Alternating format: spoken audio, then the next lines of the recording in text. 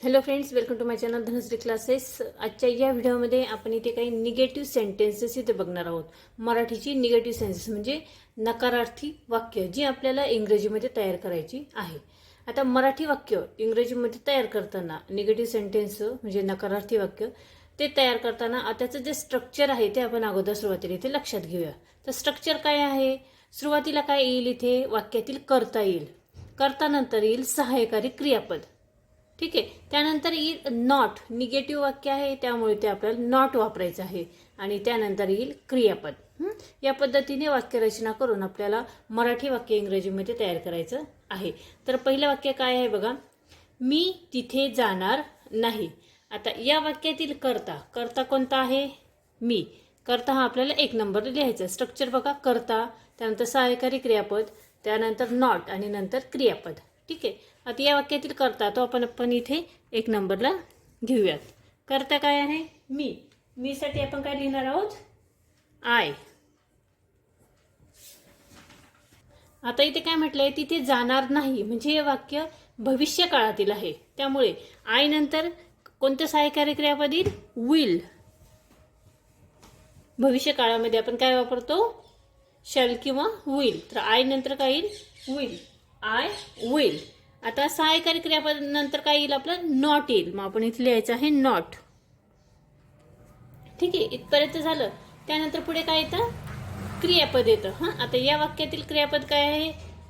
तिथे जाणार नाही. मग आपण इथे काय लिहिणार आहोत?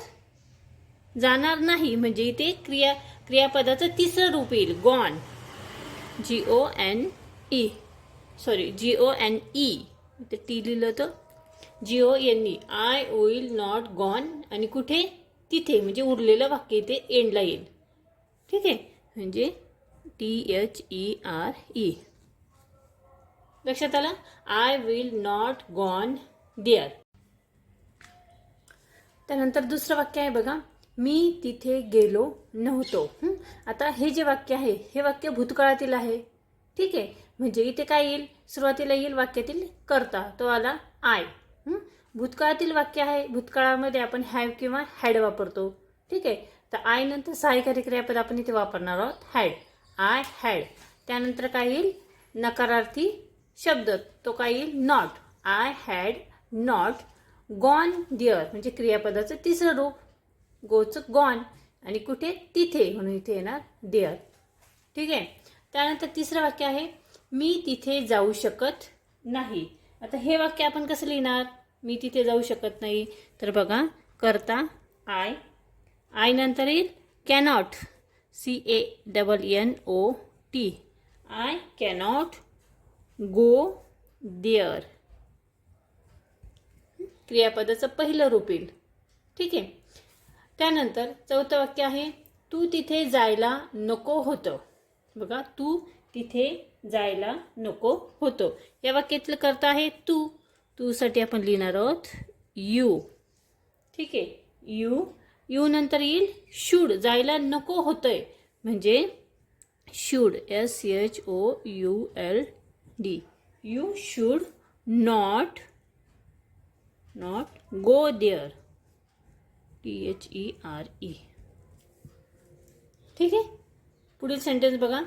तो अद्याप आलेला नाही. हे वाक्य आपण कसं लिहिणार?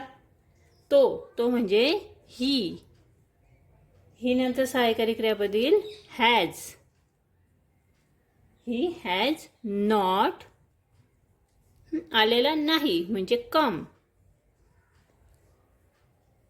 येट म्हणजे अद्याप. ठीक आहे. आणि इथे लास्ट आपण सेंटेन्स बघूया. तो तिथे पोहोचला नसेल. हे वाक्य आपण कसं लिहिणार आहोत? तो म्हणजे ही. पोहोचला नसेल म्हणजे ही नंतर काय येईल? भविष्यकाळातील वाक्य आहे म्हणजे विल येईल. He will not